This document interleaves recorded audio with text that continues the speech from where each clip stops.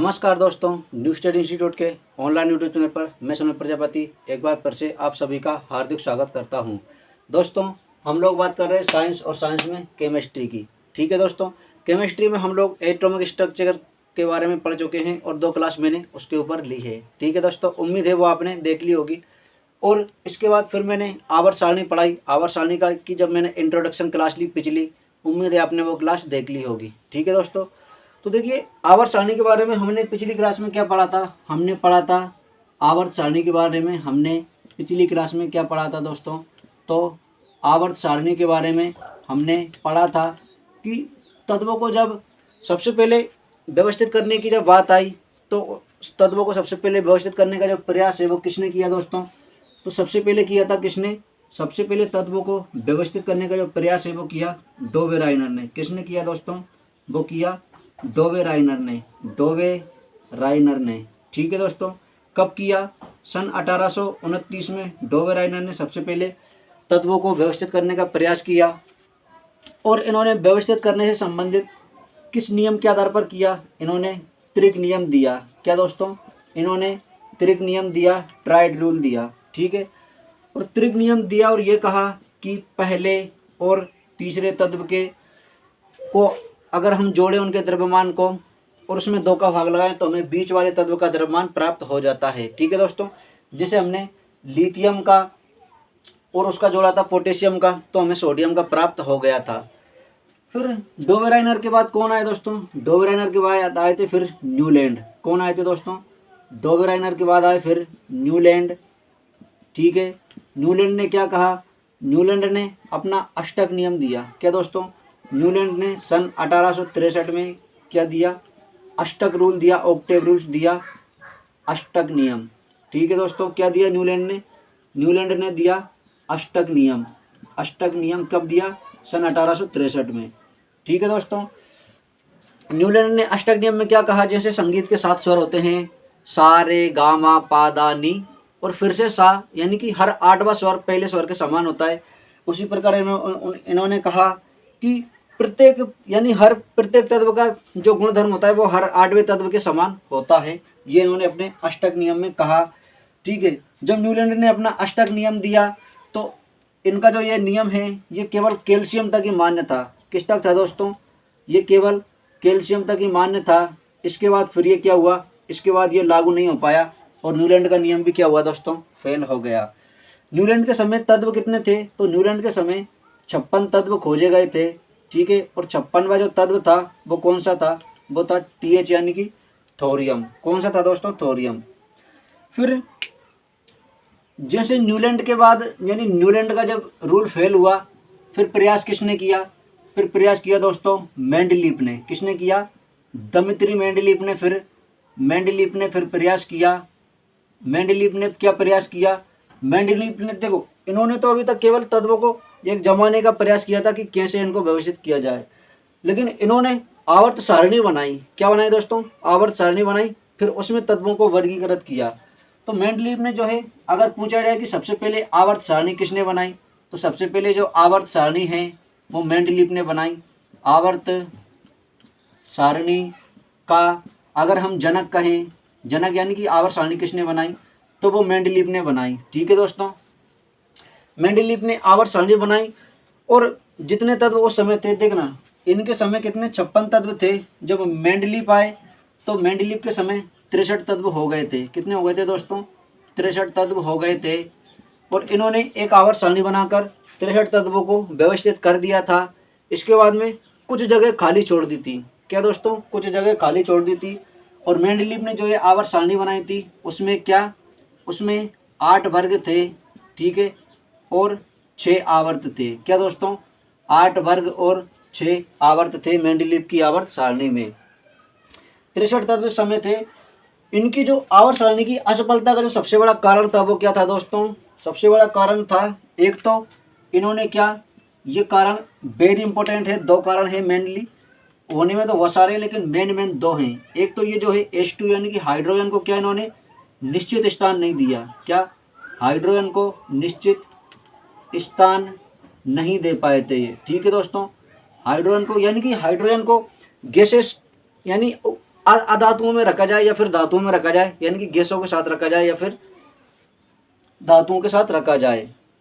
ठीक है, तो हाइड्रोजन को निश्चित स्थान नहीं दे पाए, और एक जो सबसे बड़ा मुख्य कारण था वो था Mn, यानी कि जो मैग्नीज है। ठीक है दोस्तों, वैसे एमपीजी का एक क्वेश्चन भी है कि मैग्नीज नगरी किसे कहते हैं, तो वो बालाघाट।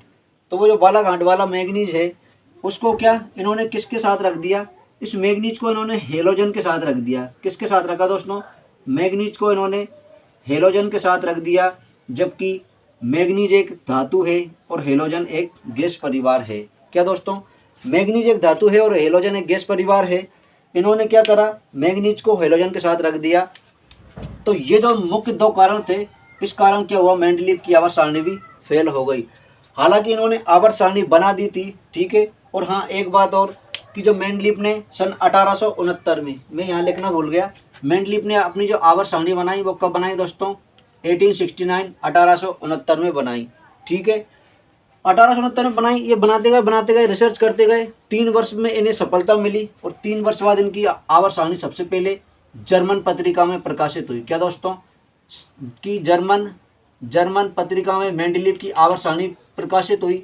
और कब प्रकाशित हुई, तो 1872 में मेंडलीव की आवर्त सारणी जर्मन पत्रिका में प्रकाशित हुई। ठीक है दोस्तों, तो ये कल का रिवीजन है। कल के रिवीजन के तौर पर मैं बता रहा हूँ कि देखना, तत्वों को जब व्यवस्थित करने की बात आई तो सबसे पहले डोबेराइनर आए। डोबेराइनर ने क्या 3 तत्व करके सजाए, और ये कहा कि पहले और तीसरे तत्व का जो योग का जो औसत है वो बीच वाले तत्व के समान होता है। 1829 में इन्होंने ये नियम दिया, और यह नियम क्या, त्रिक नियम कहलाया, ट्राइड रूल। ठीक है, फिर न्यूलैंड ने अष्टक नियम दिया 1863 में। अष्टक नियम क्या, जैसे संगीत के 7 स्वर होते, उन्होंने उनसे इनकी तुलना की और कहा कि प्रत्येक तत्व का गुणधर्म हर 8वें तत्व के समान होता है। लेकिन ये जो कैल्शियम तक ही मान्य रहा। ठीक है, लेकिन उस समय 56 तत्व थे और 56वां तत्व थोरियम था, यहाँ तक ये नहीं पहुँच पाए, इसलिए ये भी क्या रहे, फेल। फिर इनके बाद प्रयास मेंडलीव ने किया। मेंडलीव ने सन 1869 में आवर्त सारणी बनाई। इन्होंने आवर्त सारणी बना दी थी। उस समय कितने 63 तत्व थे, 63 तत्वों को इन्होंने जमा भी दिया था। और उसमें हालांकि आवर्त सारणी जब उन्होंने बनाई थी तो कुछ स्थान खाली छोड़ दिए थे, ये कहकर कि भविष्य में बहुत सारे ऐसे तत्व होंगे जिनकी खोज होगी और उनको यहाँ पर रखा जाएगा। लेकिन मेंडलीव फेल क्यों हो गए, एक तो वो हाइड्रोजन को निश्चित स्थान नहीं दे पाए, और एक मैग्नीज को हेलोजन के साथ रखा, और एक जो सबसे बड़ा एक और कारण था वो क्या था दोस्तों, वह कारण था कि जब देखना इन्होंने भी द्रव्यमान के आधार पर ही आवर्त सारणी को सजाया, इन्होंने भी द्रव्यमान के आधार पर सजाया, इन्होंने भी द्रव्यमान के आधार पर सजाया, यानी कि तीनों ने एक जैसा प्रयास किया। जब तीनों ने एक जैसा प्रयास किया तो ये मैंने आपको कल भी बताया था कि इनकी असफलता का सबसे बड़ा कारण क्या था, इनकी असफलता का सबसे बड़ा कारण था द्रव्यमान। क्या था दोस्तों, द्रव्यमान। द्रव्यमान था इनकी असफलता का सबसे बड़ा कारण। ठीक है, तो मेंडलीव ने भी द्रव्यमान के आधार पर सजाया, द्रव्यमान के कैसे बढ़ते हुए क्रम के आधार पर। लेकिन इनसे एक गलती हो गई थी। वो गलती क्या थी कि कुछ तत्व ऐसे थे गिने चुने दुक्के चुक्के जो अधिक द्रव्यमान वाले थे, लेकिन उन्हें कम द्रव्यमान वालों से पहले रख दिया। ठीक है, इसलिए मेंडलीव का जो ये रूल था ये भी क्या हो गया, ये भी फेल हो गया। और जब आखिरी में आए, आखिरी में कौन आए दोस्तों, लास्ट में आए हेनरी मोजले। कौन आए दोस्तों, हेनरी मोजले आए। हेनरी मोजले ने क्या किया, हेनरी मोजले ने सब कुछ किया, लेकिन वो नहीं किया जो इन्होंने किया था, क्या, द्रव्यमान। उसने सोचा यार देखो हम देखते हैं कि जो सब करते आ रहे हैं वो तो हम कर ही रहे हैं, लेकिन सब करते आ रहे हैं अगर हम वो ही करें तो कहीं ना कहीं हमें भी, मान लो जितने भी करते आए हैं इसके बाद उसने किया, उसके बाद उसने किया, फिर भी उसे असफलता हासिल लगी। तो सोचने योग्य बात है यार कि इन्हें असफलता क्यों मिली, आखिरकार क्या गलती हुई होगी। तो अगर वही करते आए वही हम करेंगे उनके जैसा तो हमें भी कहीं ना कहीं सफलता मिलेगी। और अगर हमें सफलता पाना है तो कुछ अलग करके दिखाना होगा। ठीक है दोस्तों, तो फिर हेनरी मोजले आए। हेनरी मोजले ने क्या, हेनरी मोजले ने द्रव्यमान को आधार नहीं बनाया, उन्होंने किसको बनाया, उन्होंने परमाणु क्रमांक को आधार बनाया। किसको बनाया दोस्तों, परमाणु क्रमांक को आधार बनाया। ठीक है, यानी कि इन तीनों ने बढ़ते हुए द्रव्यमान के आधार पर आवर्त सारणी को सजाया, इन्होंने बढ़ते हुए परमाणु क्रमांक के आधार पर आवर्त सारणी को सजाया। जब हेनरी मोजले या हेनरी मोजले ने बढ़ते हुए परमाणु क्रमांक के आधार पर आवर्त सारणी को सजाया तो इन्हें सफलता मिल गई। और आधुनिक आवर्त सारणी का जनक हम किसे कहते हैं, यह मैं लिख दूं, देखो हेनरी मोजले जब आए, हेनरी मोजले या मोसले कुछ भी कहो, हेनरी मोसले। हेनरी मोसले ने अपनी आवर्त सारणी कब दी, तो दोस्तों हेनरी मोसले ने अपनी जो आवर्त सारणी बनाई वो बनाई सन 1913 में। कब बनाई दोस्तों? 1913 में। 1913 में एक इतिहास की घटना आपको याद होना चाहिए कि 1913 में क्या हुआ था। 1913 में अमेरिका के सैन फ्रांसिस्को में लाला हरदयाल ने गदर पार्टी की स्थापना की थी। क्या दोस्तों? 1913 में सैन फ्रांसिस्को में लाला हरदयाल ने गदर पार्टी की स्थापना की थी।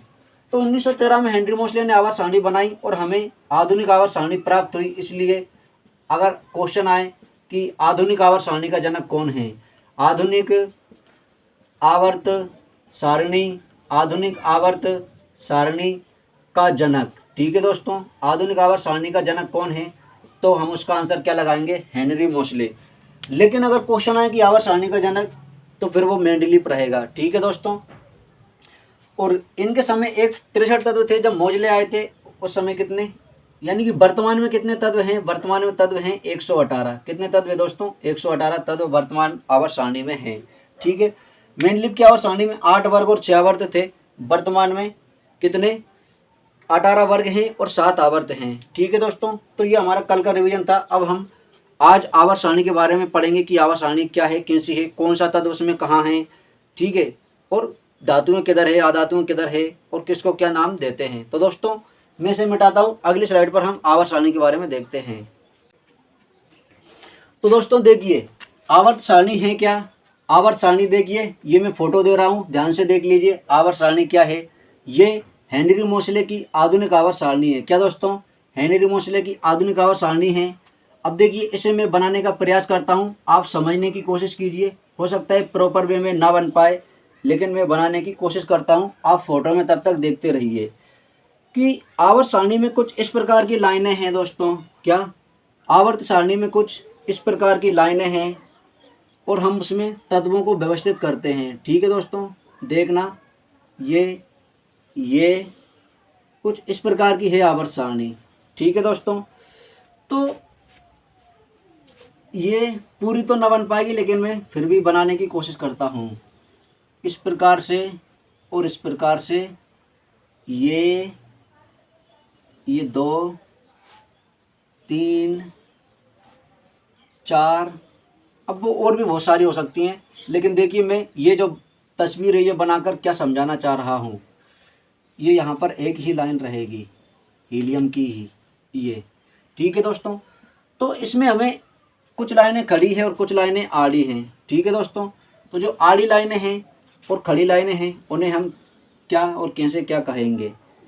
ये कितना, एक, चलो एक और ले लेते हैं यहाँ से, 1 2 3 4 5 6 और ये 7 हो गया, ठीक है दोस्तों। समझने का प्रयास कीजिए, प्रॉपर वे में बन पाए या ना बन पाए कि मैं क्या समझाना चाह रहा हूँ, ठीक है। तो देखिए दोस्तों कि इसका जो पहला तत्व है वो हाइड्रोजन है और फिर यहाँ पर हीलियम है। क्या है दोस्तों? फिर यहाँ पर हीलियम है, यानी कि He। तो इस तरफ जब हम बढ़ेंगे, कैसे दोस्तों? जब हम हॉरिजॉन्टल जाएंगे, हॉरिजॉन्टल यानी कि क्षैतिज जाएंगे। क्या? ये मैं एरो बना देता हूँ, ये क्षैतिज। इन क्षैतिज पंक्तियों को क्या कहते हैं? और एक जो ये ऊर्ध्वाधर है वर्टिकल, इन्हें क्या कहते हैं? तो देखिए दोस्तों क्षैतिज पंक्तियों को अगर हम गिने तो वो कितनी हैं? देखना, 1 2 3 4 5 6 और 7। मैं काउंटिंग कर देता हूँ, 1 2 3 4 5 6 और 7। कितनी है दोस्तों? 7 है। तो ये जो हैं क्षैतिज पंक्तियाँ, इन्हें हम कहते हैं आवर्त। क्या कहते हैं दोस्तों? इन्हें हम आवर्त कहते हैं। क्या कहते हैं? आवर्त। ये जो वर्टिकल पंक्तियाँ हैं, अब देखना दोस्तों बनने में तो भले ही थोड़ी कम रह गई हो, लेकिन गिनने का प्रयास करते हैं और कुछ और उस तरफ बना लेंगे। 1 2 3 4 5 6 7 8 9 10 11 12 और बनाने की कोशिश करता हूँ मैं। चलो पूरा यहीं तक ले लेते हैं और पूरी 18 करने की कोशिश करता हूँ मैं। 12 से 13 14 15 16, देखते हैं 18 हुई क्या। 1 2 3 4 5 6 7 8 9 10 11 12 13 14 15 16 17 और 18। हाँ, अब अपनी बात बन गई, ठीक है दोस्तों।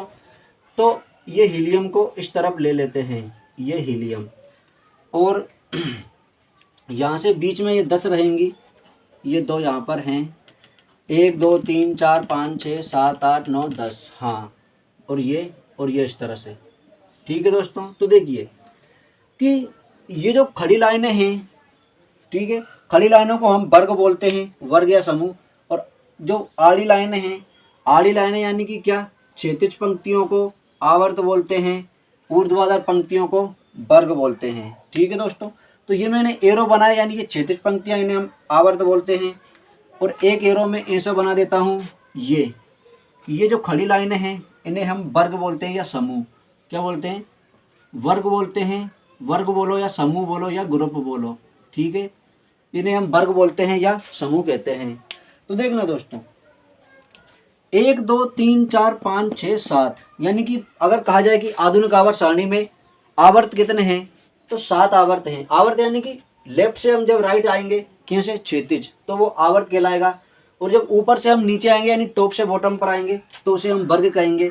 देखना वर्ग कितने हैं, तो देखना 1 2 3 4, यानी वर्ग में अब जा तो भले यूं रहे, लेकिन गिनेंगे ऐसे, ये 1, ये 2, ये 3 4 5 6 7 8 9 10 11 12 13 14 15 16 17 और 18। तो दोस्तों कितने वर्ग हैं, तो वर्ग 18 हैं। और आवर्त कितने हैं, आवर्त 7 हैं।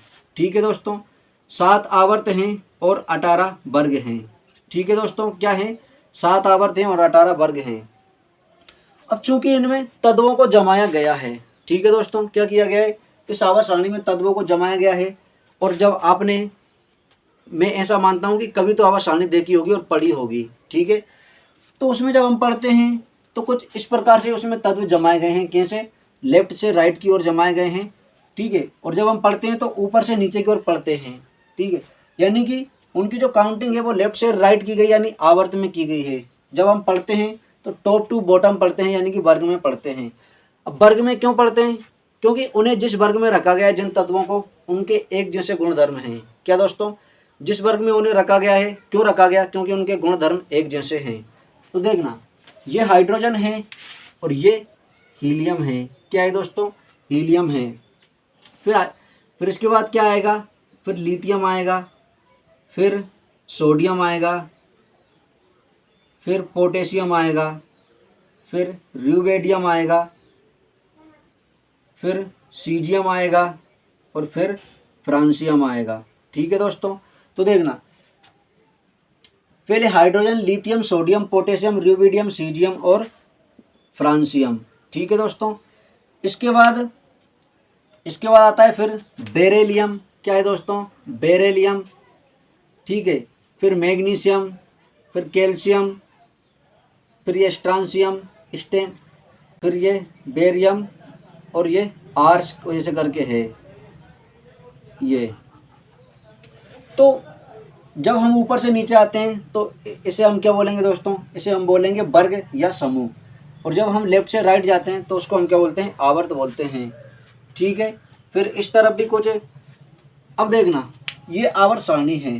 अब इसको भी और वर्ग में बांटा गया है। कैसे, मैं इसे मिटा दूं अभी, तो कि इसे ये मिटा दिया, ये एक तो ये यहाँ का है, इसको ब्लॉक में बांटा गया है। और एक हमने ये ले लिया, ये। ठीक है दोस्तों, फिर एक ये है, ये। और इसके बाद में देखा होगा आपने कि 2 लाइनें और नीचे हैं। ये इस प्रकार से अगर दिख रहा हो आपको तो प्रयास कीजिए देखने का।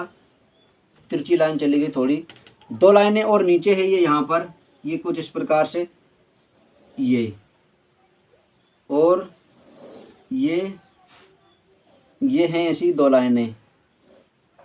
पूरा तो नहीं बन पाया, चलो मैं ऐसे ही बना दूं, नाम भी लिखना पड़ेगा अपन को अभी इसका। तो ये, अब इसको 4 ब्लॉक में और विभाजित किया गया है दोस्तों। क्या, 4 ब्लॉक में और विभाजित किया गया है। देखना, एक ये ब्लॉक है, एक ये दूसरा ब्लॉक है, ये तीसरा ब्लॉक है और नीचे जो मैंने बनाया ये चौथा ब्लॉक है। अब इस ब्लॉक को नाम दिया गया है, ठीक है दोस्तों, कि ये है हमारा एस ब्लॉक। कौन सा है दोस्तों, ये है हमारा एस ब्लॉक। और ये है हमारा पी ब्लॉक। क्या दोस्तों, ये है हमारा पी ब्लॉक। फिर ये है हमारा D block D block BLOCK और नीचे है हमारा F ब्लॉक। क्या है दोस्तों? FBLOCK, ये हमारा F ब्लॉक। ठीक है, तो अगर आए कि आवर्त सारणी में वर्ग कितने हैं, तो 18 वर्ग या समूह हैं। आवर्त कितने हैं, तो 7 आवर्त हैं। ठीक है, और ब्लॉक कितने हैं, तो 4 ब्लॉक हैं आवर्त सारणी में। कौन कौन से? S block, P block, D block और एफ ब्लॉक। ठीक है, अब देखना दोस्तों, एस ब्लॉक में जो है धातुएं हैं, डी ब्लॉक में भी धातुएं हैं, पी ब्लॉक में अधातुएं और उपधातुएं हैं, और इस एफ ब्लॉक में भी धातुएं हैं। ठीक है दोस्तों, एफ ब्लॉक में भी क्या है? धातुएं हैं। अब देखना, चूंकि ये एस ब्लॉक इस तरफ है, किस तरफ? लेफ्ट तरफ। पी ब्लॉक राइट तरफ है, तो एस और पी के बीच में कौन है? डी ब्लॉक है। क्या दोस्तों? एस ब्लॉक और पी ब्लॉक के बीच में कौन सा ब्लॉक है? डी ब्लॉक है। अब जैसे कि मान लो किसी के बीच में, तो वो से संक्रमित होता है। क्या होता है? जैसे मान लो कि ये एक इस तरफ ये एक कोई मरीज है और ये इस तरफ एक कोई मरीज है।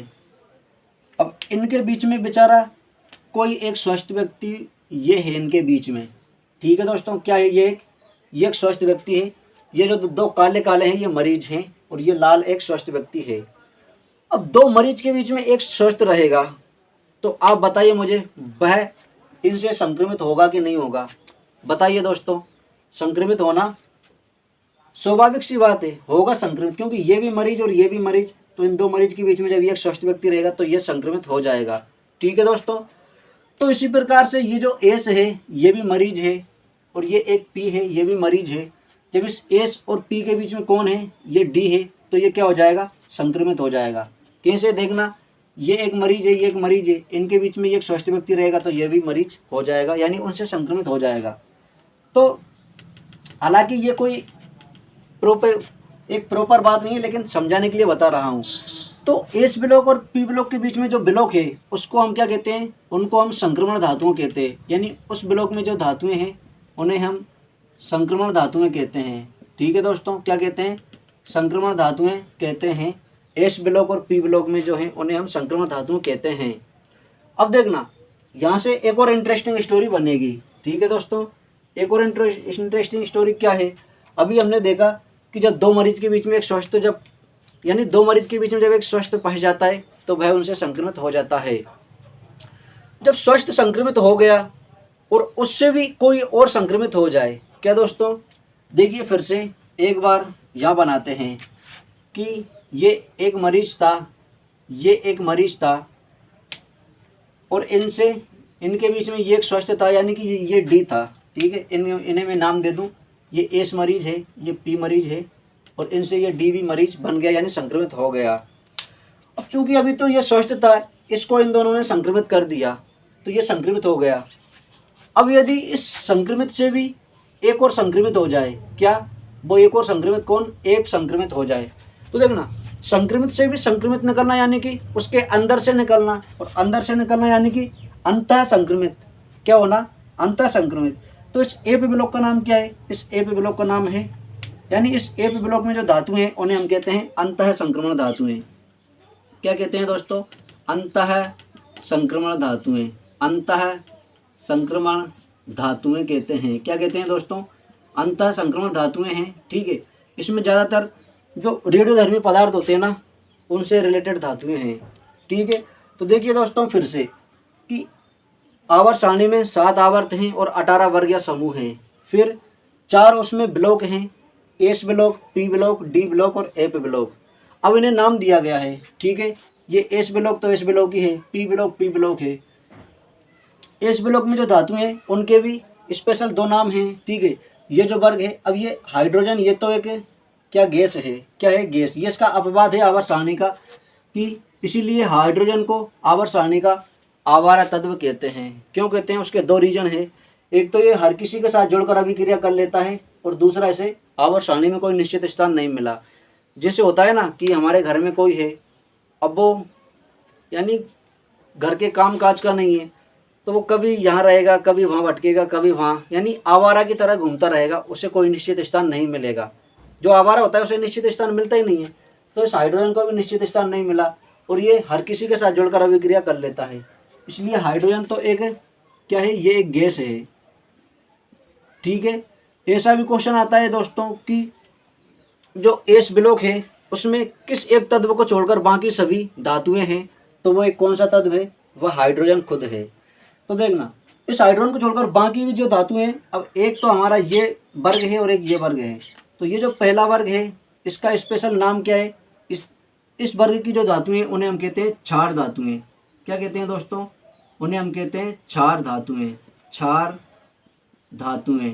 ठीक है दोस्तों, क्या कहते हैं, क्षार धातुएं कहते हैं। फिर जब ये जो दूसरा वर्ग है इन्हें हम कहते हैं क्षारीय धातुएं। क्या कहते हैं, इन्हें हम कहते हैं क्षारीय धातुएं, क्षारीय मृदा धातुएं। क्या कहते हैं, क्षारीय मृदा धातुएं कहते हैं। ठीक है दोस्तों, क्या कहते हैं, क्षारीय मृदा धातुएं। तो यानी जो पहला वर्ग है उस वर्ग की धातुओं को क्या कहते हैं, क्षार धातुएं या क्षारीय धातुएं। दूसरे वर्ग की को क्या कहते हैं, क्षारीय मृदा धातुएं कहते हैं। ठीक है, यानी एस ब्लॉक में केवल दो ही वर्ग हैं। क्या दोस्तों, एस ब्लॉक में केवल दो ही वर्ग हैं। पहले वर्ग की धातुओं को क्षार धातुएं, इस हाइड्रोजन को छोड़कर, क्योंकि ये धातु नहीं है, ये गैस है। दूसरे वर्ग की धातुओं को क्षारीय मृदा धातुएं। ठीक है, फिर ये जो पी ब्लॉक है ये तो पूरी की पूरी गैसें हैं। क्या है दोस्तों, गैसें हैं। ये जो डी ब्लॉक है यहाँ भी धातुएं हैं। तो इन्हें हम, चूंकि देखना ये एस और पी के बीच में है, तो जो बीच में होता है वो संक्रमित होता है, इसलिए हमने इन्हें क्या, संक्रमण धातुएं नाम दे दिया। क्या दे दिया, संक्रमण धातुएं नाम दे दिया, क्योंकि बीच में है तो ये संक्रमित हो गई। फिर जब इस संक्रमण से भी एक और निकला, तो जो संक्रमण से निकलेगा वो अंतः संक्रमण, यानी कि संक्रमण के अंदर से निकला तो अंतः संक्रमण। तो ये जो एप ब्लॉक है इसको हमने अंतः संक्रमण नाम दे दिया। ये एप ब्लॉक दोस्तों यहीं से निकला है। ठीक है, इस एप ब्लॉक में दो श्रेणी है, एक श्रेणी को कहते हैं लेंथेनाइट और दूसरी को कहते हैं एक्टेनाइट। ठीक है दोस्तों, ये एक है लेंथेनाइट और दूसरी है एक्टेनाइट। मैं नाम लिख दूं, देखो, ये लेंथेनाइट, लेंथेनाइट, और ये है एक्टेनाइट, एक्टेनाइट, लेंथेनाइट और एक्टेनाइट। ठीक है, एक्टेनाइट, ये दो श्रेणी हैं। लेंथेनाइट श्रेणी और एक्टेनाइट श्रेणी यहीं से निकली है। ठीक है, यानी डी ब्लॉक से ही निकली है। तो दोस्तों देख सकते हैं कि एस ब्लॉक में केवल दो वर्ग हैं। ठीक है, पहले वर्ग को क्या नाम दिया, क्षार धातुएं, दूसरे वर्ग को क्या नाम दिया, क्षारीय मृदा धातुएं। फिर पी ब्लॉक में पूरी की पूरी गैसें हैं। ठीक है, फिर डी ब्लॉक में संक्रमण धातुएं हैं और एप ब्लॉक में अंतः संक्रमण धातुएं हैं। ठीक है दोस्तों, तो देखिए मैं आवर्त सारणी का फोटो दे रहा हूँ, आप एक बार और ध्यान से देखिए, फिर हम तत्वों के बारे में पढ़ते हैं। देख लीजिए दोस्तों, ये है आवर्त सारणी, और ये आवर्त सारणी किसकी है, ये आवर्त सारणी है हेनरी मोजले की। ठीक है, तो अब इसको मैं मिटा देता हूँ दोस्तों। अगली स्लाइड पर देखते हैं कुछ तत्वों के बारे में कि मेन जो तत्व हैं जिनके बारे में हमें पढ़ना है, जिनसे रिलेटेड एग्जाम्स में प्रश्न आते हैं। तो दोस्तों देखिए, ये है आवर्त सारणी। क्या दोस्तों, ये है आवर्त सारणी। इस आवर्त सारणी में 7 आवर्त हैं और 18 वर्ग या समूह हैं, वर्ग समूह या ग्रुप। ठीक है दोस्तों, हमने देखा अभी कि इसमें जो है वो 4 ब्लॉक हैं। क्या दोस्तों, 4 ब्लॉक हैं। ये वाला कौन सा है, ये वाला एस ब्लॉक है। ये वाला कौन सा है, ये वाला पी ब्लॉक है, और ये वाला डी ब्लॉक है।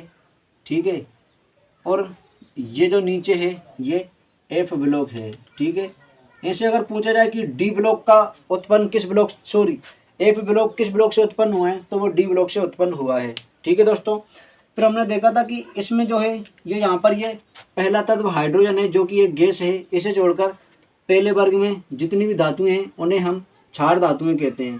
क्या कहते हैं, क्षार धातुएं या क्षारीय धातुएं। क्षार धातु है, क्षार या क्षारीय धातु।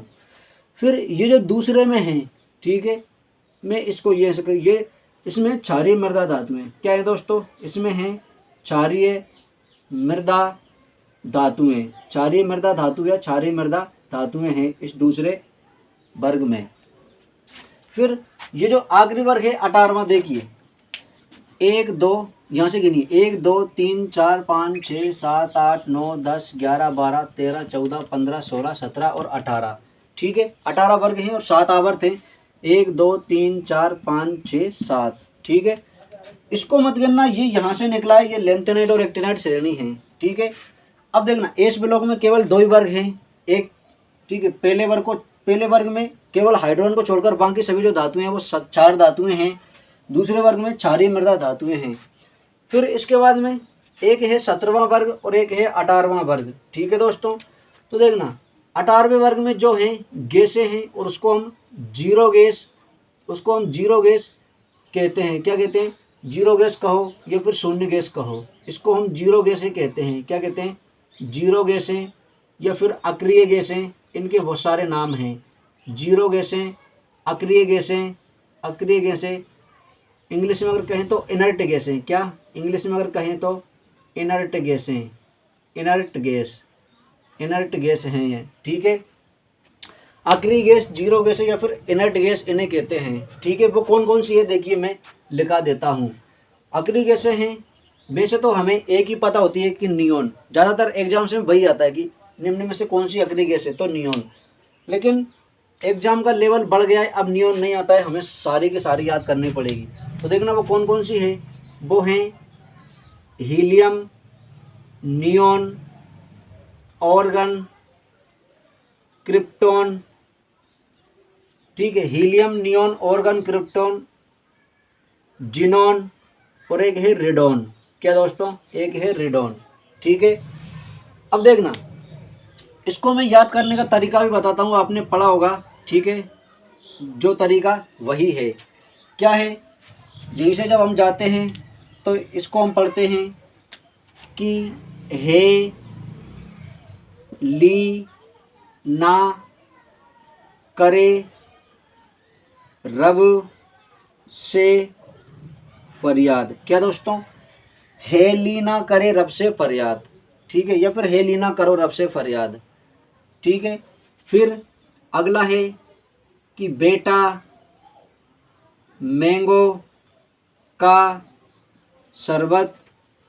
ठीक है, बेटा मैंगो का शरबत, ये बाप। ठीक, क्या है इसकी ट्रिक? इसकी ट्रिक है बेटा मैंगो, बेटा या फिर मांगे कन्या सुंदर, बाप रोए। ठीक है, ये रोए। तो देखना कि बेटा मांगे कार शरबत और ये बाप रोए। ठीक है, फिर इनको अभी छोड़ दे रहे हैं दोस्तों। क्या? इनको अभी छोड़ दे रहे हैं, ये यानी बहुत आगे के धातु हैं। अब हम यहाँ पर आते हैं डायरेक्ट। इसके बाद दोस्तों ये जो 17वां है ये हमारा हेलोजन परिवार है। क्या दोस्तों?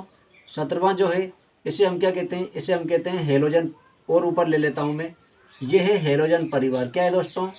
हेलोजन परिवार इसे हम कहते हैं। क्या कहते हैं दोस्तों? हेलोजन परिवार।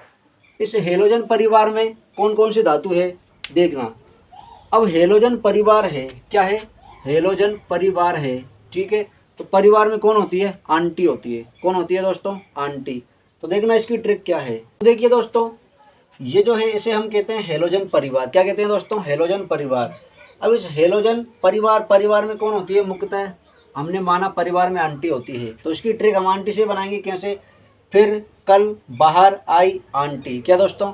फिर कल बाहर आई आंटी। तो ये F4 fluorine, Cl chlorine, bromine, iodine और एस्टेटिन। ठीक है दोस्तों, फ्लोरीन, क्लोरीन, ब्रोमीन, आयोडीन और एस्टेटिन। फिर ये जो जीरो गैस है, अक्रिय गैस है या फिर इनर्ट गैस है, इसकी क्या ट्रिक है? तो इसकी ट्रिक है हे नेताओं और कर्मचारियों जीते रहो। क्या दोस्तों? हे नेताओं और कर्मचारियों जीते रहो। हे फॉर हीलियम, नेताओं फॉर नियोन, ए और फॉर आर्गन। ठीक है, कर्मचारियों फॉर क्रिप्टॉन, जी यानी कि जिनॉन और आर एन यानी कि रेडॉन। ठीक है दोस्तों, तो देखना एक बार फिर से, हे लीना करो रब से फरियाद, यानी ये हाइड्रोजन ये तो एक गैस है, इसको हमने अलग रखा। पहला जो वर्ग है इसमें सभी 4 धातुएं हैं। कौन कौन सी हैं? Lithium, sodium, potassium, rubidium, caesium और फ्रांसियम। फिर दूसरी जो है क्षारीय मृदा धातु है वो कौन सी है? Beryllium, magnesium, calcium. ठीक है, ये Sb। फिर ये बेरियम और ये रुबिडियम। इसके बाद में हेलोजन जो परिवार है, हेलोजन परिवार में कौन कौन सी है? तो हेलोजन परिवार यानी कि आंटी से हमने ट्रिक बनाई कौन सी? फिर कल बाहर आई आंटी। फिर से बना फ्लोरीन, क्लोरीन, ब्रोमीन, आयोडीन और एस्टेटिन। फिर ये जो जीरो गैस है, इनर्ट गैस है, इसमें क्या है? इसमें है नेताओं और कर्मचारियों जीते रहो। ठीक है दोस्तों, तो देखना मुख्यतः तो यही है। क्या दोस्तों? मेन जो आवर्त सारणी है वो यही है। अब हम पढ़ते हैं तत्वों के बारे में। क्या दोस्तों? अब हम पढ़ेंगे यानी आवर्त सारणी से जो क्वेश्चन बनते हैं वो यही बनते हैं। मैं एक बार फिर से रिकॉल करता हूँ, देखिए सुनिए कि आवर्त सारणी में कितने वर्ग हैं, तो 18 वर्ग हैं आधुनिक आवर्त सारणी में। ठीक है, कितने आवर्त हैं, 7 आवर्त हैं। ब्लॉक कितने हैं, तो 4 ब्लॉक हैं, S block, P block, D block और एफ ब्लॉक। ठीक है, किस ब्लॉक का जो निर्माण है वो डी ब्लॉक से हुआ है, तो एस ब्लॉक का निर्माण डी, एफ ब्लॉक का निर्माण डी ब्लॉक से हुआ है। ठीक है, अब एस ब्लॉक में कौन कौन सी धातुएं हैं, तो उसमें एस ब्लॉक में कौन कौन सी धातुएं हैं, तो उसमें क्षार धातुएं हैं और क्षारीय मृदा धातुएं हैं। फिर पी ब्लॉक में क्या है, तो उसमें उप धातुएं और अधातुएं यानी गैसें हैं। ठीक है, डी ब्लॉक में क्या है, डी ब्लॉक में धातुएं हैं, सिक्का धातुएं हैं। ठीक है, कैसी है, सिक्का धातुएं। और इन्हें हम क्या कहते हैं, इन्हें हम संक्रमण धातुएं कहते हैं। क्या कहते हैं, संक्रमण धातुएं। फिर डी ब्लॉक से क्या निकला है, एफ ब्लॉक। तो जो संक्रमण से भी यानी जो संक्रमित से भी संक्रमित हुआ है वो अंतः संक्रमण धातुएं हैं ये। ठीक है, फिर देखा हमने कि जो क्षार धातुएं हैं वो कौन कौन सी है, तो लिथियम, सोडियम, पोटेशियम, र्यूबेडियम, सीजियम और फ्रांसियम। ठीक है, और फिर ये क्षारीय धातुएं beryllium, magnesium, calcium, SB, barium और रेडियम। ठीक है, फिर हेलोजन आया। हेलोजन में क्या है, फ्लोरीन, क्लोरीन, ब्रोमीन, आयोडीन और एस्टेटिन। फिर जो जीरो गैस है या फिर जीरो ग्रुप इनर्ट गैस है या अक्रिय गैस है, उनमें कौन सी है, helium, neon, organ, xenon, radon और क्रिप्टोन। ठीक है, ये हैं किन में, जीरो गैस, अक्रिय गैस या फिर इनर्ट गैसों में। ठीक है दोस्तों, तो ये जो आधुनिक आवर्त सारणी है ये किसने दी, हमें हेनरी मोजले ने दी। और इसी को हम आज पढ़ रहे हैं, यानी आज के युग में इसी आवर्त सारणी को पढ़ा जाता है। ठीक है दोस्तों, तो चलिए देखते हैं। अब देखना तत्वों के बारे में, वैसे तो 118 तत्व हैं, सभी को पढ़ना आसान नहीं है और सभी को याद करना भी आसान नहीं है। ठीक है, तो लगभग 20 तत्वों तक हम पढ़ेंगे। क्या दोस्तों, 20 तत्वों तक हम पढ़ेंगे। और हमारा जो ये वनडे एग्जाम्स होते हैं ये 20 तत्वों तक ही सीमित रहते हैं, यानी वहीं तक पूछा जाता है एग्जाम्स में तत्वों के बारे में कि 20 तत्वों तक। तो दोस्तों एक बात और मैं आपको यहाँ पर क्लियर कर देता हूँ। जैसे हमने परमाणु के बारे में पढ़ा था, परमाणु में मैंने आपको ऑर्बिट यानी कक्षाएं बनाई थी, उसमें 7 कक्षाएं थी। अब देखना उन कक्षाओं का महत्व क्या था। मैंने बताया था कि इसका जो आवर्त सारणी में बड़ा महत्व है। 7 कक्षाएं थी और हर कक्षा में मैंने इलेक्ट्रॉन के लिए सूत्र लिखाया था। सूत्र क्या था, 2n² था। क्या था दोस्तों, 2n²। और कुल कक्षाएं कितनी थी, कुल कक्षाएं 7 थी। ठीक है, अब देखना वो जो कक्षाएं हैं उनका हमारे यहाँ क्या उपयोग है। देखना कक्षाएं 7 है और ये जो हमारे आवर्त हैं ये भी 7 हैं। क्या दोस्तों, कक्षाएं भी 7 हैं और आवर्त भी 7 हैं। यानी कि हर कक्षा में जितने इलेक्ट्रॉन होते हैं वो प्रत्येक आवर्त में उतने इलेक्ट्रॉन होते हैं। जैसे कि मान लो पहली कक्षा का जब हमने निकाला था तो उसमें हमारे पास 2 इलेक्ट्रॉन आए थे। कितने आए थे दोस्तों, 2। तो आप देख सकते हो हाइड्रोजन और हीलियम की जो कक्षा रहेगी, इनकी कक्षा में 2 से अधिक इलेक्ट्रॉन हो ही नहीं सकते। ठीक है, फिर जब हम लिथियम का निकालेंगे या फिर इस आवर्त में जितने भी तत्व हैं उनका निकालेंगे, दूसरी कक्षा में हमारे पास 8 इलेक्ट्रॉन आए थे। तो दूसरे आवर्त में जितने भी तत्व हैं उनकी कक्षा में 8 से अधिक इलेक्ट्रॉन हो ही नहीं सकते, होते ही नहीं हैं। ठीक है दोस्तों, तो इसको मैं मिटाता हूँ। अगली स्लाइड पर हम इसी के बारे में देखते हैं, आवर्त, कक्षा और फिर तत्वों के बारे में। ठीक है दोस्तों, तो दोस्तों देखिए हम लेते हैं कि ये हमने लिया हाइड्रोजन और यहाँ पर ये ले लिया हमने हीलियम, क्योंकि पहले आवर्त में 2 ही तत्व हैं। तो देखना हाइड्रोजन का जो परमाणु क्रमांक है वो 1 है और इसका परमाणु द्रव्यमान भी 1 है। हीलियम का परमाणु क्रमांक 2 है और इसका द्रव्यमान 4 है। ठीक है दोस्तों, अब देखना कि ये जो है नीचे वाला ये है एटॉमिक नंबर है यानी परमाणु क्रमांक, और ये एटॉमिक मास है यानी परमाणु द्रव्यमान। ये एटॉमिक नंबर है यानी परमाणु क्रमांक और ये एटॉमिक मास है यानी परमाणु द्रव्यमान। ठीक है दोस्तों, अब देखना हमने एक कक्षा बनाई थी परमाणु की, तो ये हमने हाइड्रोजन का परमाणु बना लिया। क्या दोस्तों, ये हमने एक हाइड्रोजन का परमाणु बना लिया और ये यहाँ पर हमने हीलियम का परमाणु बना लिया। ठीक है, अब मैंने आपको बताया था कि ये जो परमाणु होता है उसका संपूर्ण भार उसके नाभिक में होता है और भार का सूत्र क्या होता है, न्यूट्रॉन प्लस प्रोटॉन होता है। तो न्यूट्रॉन और प्रोटॉन उसके कहाँ होते हैं, उसके केंद्र में होते हैं। ये थोड़ा छोटा बना दूँ मैं, न्यूट्रॉन और प्रोटॉन, ये न्यूट्रॉन और ये प्रोटॉन। ठीक है, ये न्यूट्रॉन और ये प्रोटॉन। इलेक्ट्रॉन क्या करते हैं, चारों ओर वृत्ताकार मार्ग में चक्कर लगाते हैं, किसके, नाभिक के। तो ये हमने रख दिया इलेक्ट्रॉन। अब देखना हाइड्रोजन के पास एक ही इलेक्ट्रॉन है, यानी उसका, तो हमने एक ही इलेक्ट्रॉन रखा, क्योंकि इलेक्ट्रॉन और प्रोटॉनों की संख्या बराबर होती है। ठीक है दोस्तों, तो इसका परमाणु क्रमांक 2 है, तो इसकी कक्षा में भी 2 इलेक्ट्रॉन रहेंगे। ठीक है, परमाणु द्रव्यमान 4 है, तो वो 4 हमने कर दिया। ठीक है, अब देखना दोस्तों एक बात बड़ी गहराई की है, अगर आपने कभी पढ़ा हो तो, कि जो परमाणु होता है, मैंने आपको ये बताई थी भी शायद अगर आपने ध्यान दिया हो, कि परमाणु जो होता है उसका पूरा भार उसके नाभिक में होता है। ठीक है, और परमाणु जो होता है वो न्यूट्रल होता है। कैसा होता है? न्यूट्रल। क्यों होता है? क्योंकि उसमें जितने इलेक्ट्रॉन होते हैं उतने ही प्रोटॉन होते हैं। क्या दोस्तों? जितने तो उसमें इलेक्ट्रॉन होते हैं उसमें उतने ही उसमें प्रोटॉन होते हैं। जब ई नेगेटिव और पी पॉजिटिव मिलेगा तो दोनों के दोनों सिमट जाएंगे, सब कुछ नष्ट हो जाएगा, कुछ भी नहीं बचेगा। ठीक है, तो इसी कारण से परमाणु जो है वो क्या होता है? न्यूट्रल होता है, यानी उदासीन होता है। क्या होता है कि परमाणु जो है कि परमाणु कैसा होता है? तो परमाणु जो है वो उदासीन होता है। उदासीन होता है। उदासीन का मतलब जिसमें जितने उसमें इलेक्ट्रॉन होते हैं उसमें उतने ही उसमें प्रोटॉन होते हैं। ठीक है, फिर हम रिएक्शंस कराते हैं तो कुछ इलेक्ट्रॉन्स उसके त्याग दिए जाते हैं और कुछ इलेक्ट्रॉन्स उसके ग्रहण कर लिए जाते हैं। जैसी जैसी अभिक्रिया हम कराते हैं उस प्रकार से, उस हिसाब से। तो देखना इसका मतलब जितने इलेक्ट्रॉन है उतने उसमें क्या है? प्रोटॉन है। और ये जो परमाणु क्रमांक है, एटॉमिक नंबर, इस एटॉमिक नंबर को ही हम क्या कहते हैं? इस एटॉमिक नंबर को ही हम नंबर ऑफ प्रोटॉन कहते हैं। क्या कहते हैं? इसी को हम नंबर ऑफ प्रोटॉन कहते हैं। ठीक है दोस्तों, कि ये जो परमाणु क्रमांक है इसी को हम नंबर ऑफ प्रोटॉन कहते हैं। ठीक है, और जितनी इसमें प्रोटॉन की संख्या होती है उतनी इसमें इलेक्ट्रॉन की संख्या होती है। और जो परमाणु द्रव्यमान होता है वो प्रोटॉन प्लस न्यूट्रॉन होता है। ठीक है दोस्तों, तो देखिए अब चूंकि इसका परमाणु क्रमांक 2 है, कितना है? इसका परमाणु क्रमांक 2 है, तो हमें पता है इसमें प्रोटॉन की संख्या कितनी रहेगी? इसमें प्रोटॉन की जो संख्या है वो 2 रहेगी।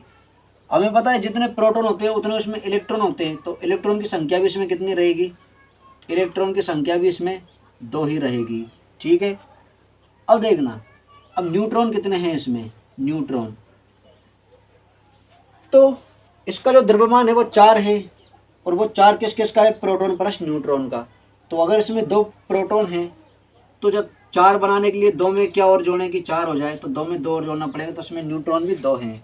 ठीक है, इस तरफ आए हम हाइड्रोजन के पे, तो इसका चूंकि परमाणु क्रमांक 1 है तो इसमें प्रोटॉन की संख्या कितनी है? 1 है, और जितने प्रोटॉन होते हैं उतने इसमें इलेक्ट्रॉन होते हैं, तो इलेक्ट्रॉन की संख्या भी 1 ही है। ठीक है, अब ये है न्यूट्रॉन, कि न्यूट्रॉन कितने हैं। इस पर स्टार लगा लेना, आपके पास जितने भी स्टार हो पूरे के पूरे इसे दे देना, और यहाँ पर लगा देना। हमें पता है हाइड्रोजन का परमाणु क्रमांक भी 1 है और परमाणु द्रव्यमान भी 1 ही है। और परमाणु द्रव्यमान का सूत्र क्या होता है? Proton plus neutron. तो अब इस एक में हम क्या जोड़ें? तो प्रोटॉन तो है हमारे पास, न्यूट्रॉन हम निकाल रहे हैं, तो इस एक में हम क्या जोड़ें कि हमें 1 प्राप्त होए? तो एक में हमें 0 ही जोड़ना पड़ेगा, तब जाके हमें 1 प्राप्त होगा। ठीक है, ये 0। तो आवर्त सारणी का एकमात्र तत्व है जिसमें एक भी न्यूट्रॉन नहीं है। ठीक है दोस्तों, क्या नहीं है?